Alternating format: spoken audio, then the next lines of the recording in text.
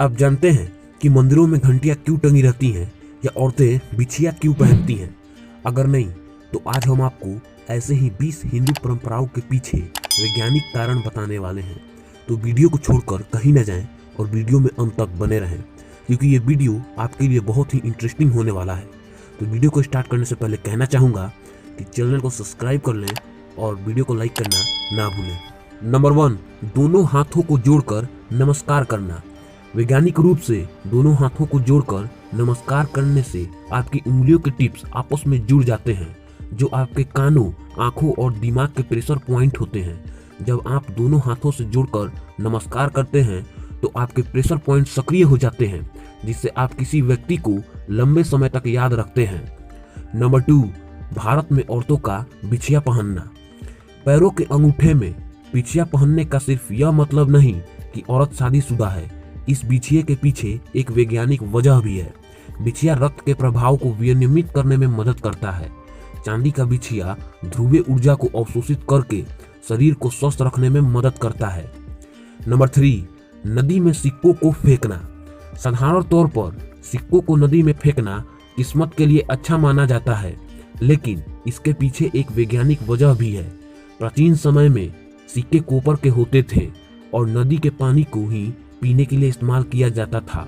जब कॉपर के सिक्कों को नदी में फेंका जाता था, तब इन सिक्कों से नदी के पानी में तांबा मिल जाता था। फिर यह पानी लोगों द्वारा पिया जाता था, जिससे उनके शरीर में तांबे का संतुलन बना रहता था। नंबर 4, माथे पर तिलक लगाना। प्राचीन समय से ही माथे के दोनों भौहों के बीच वाली जगह को तंत्रिका बिंदु के रूप में माना जाता रहा है। इस जगह पर लगाए जाने वाला तिलक शरीर की ऊर्जा को खराब होने से रोकता है और यह कुमकुम शरीर को एकाग्र बनाए रखने में सहायता करता है। नंबर 5, हिंदू मंदिरों में घंटी होने की वजह। इस परंपरा के पीछे भी एक वैज्ञानिक वजह है।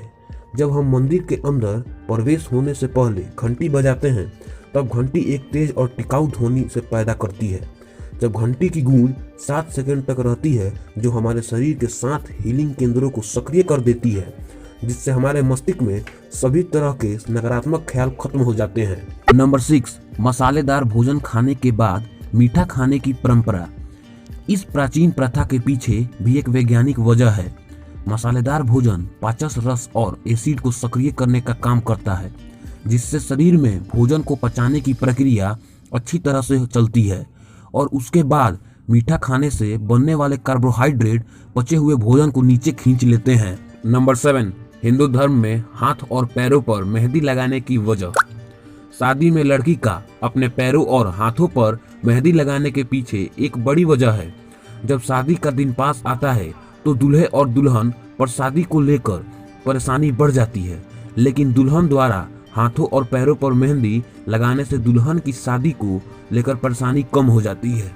नंबर 8, जमीन पर बैठकर खाना खाने की प्रथा। जमीन पर बैठकर भोजन करने की परंपरा के पीछे भी एक वैज्ञानिक वजह है।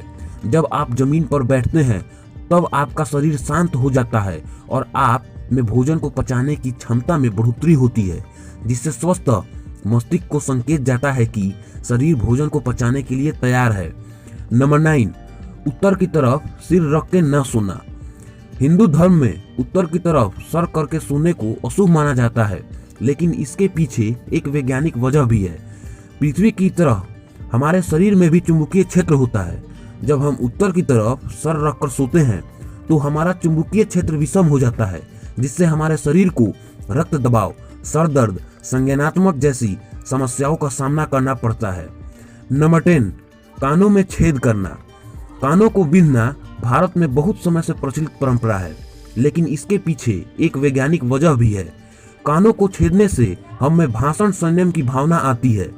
ऐसा करने से हमको धृष्ट व्यवहार और विकारों से मुक्ति मिलती है। नंबर 11, सूर्य नमस्कार। हिंदुओं में सूर्य नमस्कार की परंपरा बहुत प्राचीन समय से है। वैज्ञानिक रूप से देखा जाए तो सूर्य नमस्कार करना हमारी आंखों के लिए अच्छा होता है और ऐसा करने से हमारे में एक सकारात्मक ऊर्जा आती है, जो हमको पूरे दिन शांत बनाए रखने में मददगार होती है। नंबर 12, पुरुष का सिर में चोटी रखना। सुश्रुत ऋषि, जिनको आयुर्वेद के अग्रणी सर्जन भी कहा जाता था, उनका मानना था कि सर में सभी नसों का गठजोड़ होता है जिसको अधिपति मर्मा कहा जाता है और यह बनाई गई चोटी इस जगह की रक्षा करती है। नंबर 13, उपवास रखना। व्रत रखने का वर्णन आयुर्वेद में भी है क्योंकि मनुष्य के शरीर में पृथ्वी की तरह 80% पानी है और बाकी का हिस्सा पृथ्वी की तरह ठोस है। व्रत रखने से शरीर में विवेक को बनाए रखने की क्षमता आती है जिससे शरीर में एसिड वाली सामग्री में कमी आती है। नंबर 14, चरण स्पर्श करना। आमतौर पर कोई व्यक्ति अपना सम्मान देने के लिए अपने से बड़े या पवित्र इंसान के चरण स्पर्श करता है। हमारे शरीर की नसें हमारे मस्तिष्क से शुरू होकर हमारे पैरों पर खत्म होती है। जब हम अपने हाथ किसी व्यक्ति के पैरों को स्पर्श करते हैं तब आपकी और उस व्यक्ति की ऊर्जा शक्ति आपस में जुड़ जाती है। इसका अर्थ उस व्यक्ति की ऊर्जा भी आपके शरीर में आ जाती है। नंबर 15, शादीशुदा औरतों का अपने माथे पर सिंदूर लगाना। सिंदूर हल्दी, चूने और पारा धातु के मिश्रण से बना होता है जिसको सर पर लगाने से रक्त के दबाव में नियंत्रण आता है।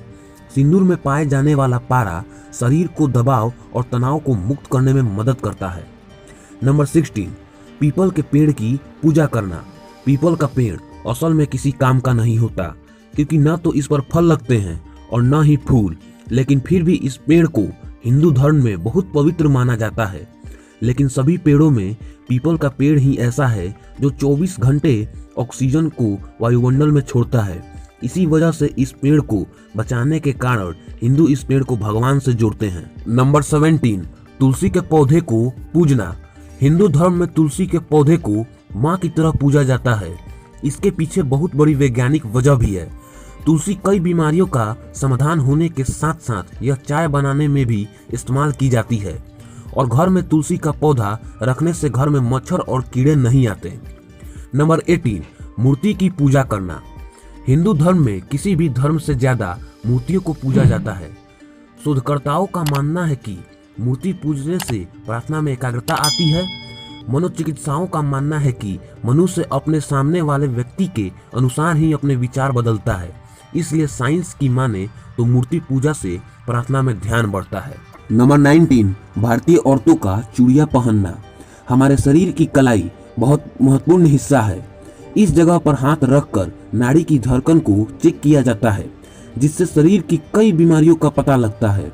इसके अलावा शरीर के बाहरी स्किन से गुजरने वाली बिजली को जब निकलने की कोई जगह नहीं मिलती तो चूड़ियों की वजह से यह बिजली वापस शरीर में चली जाती है। नंबर 20, मंदिर में जाना। मंदिर सकारात्मक ऊर्जा प्रदान करते हैं। मंदिर तब मंदिर बनता है जब वहां मूर्ति की स्थापना होती है। मूर्ति के सामने वहां तांबे की प्लेट भी रखी जाती है जिस पर कई मंत्र लिखे होते हैं। असल में यह मंत्र सकारात्मक ऊर्जा नहीं प्रदान करते। वहां रखी तांबे की प्लेट धरती से निकलने वाली चुंबकीय तरंगे अपने अंदर सोख लेती है और उन तरंगों को मंदिर के कोने कोने तक फैला देती है। जब हम रोज मंदिर जाते हैं तो यह तरंगे हम में सकारात्मक ऊर्जा पैदा करती है। तो उम्मीद है यह वीडियो आपको पसंद आई होगी, तो वीडियो को लाइक जरूर करें। समझ रहे हो आप?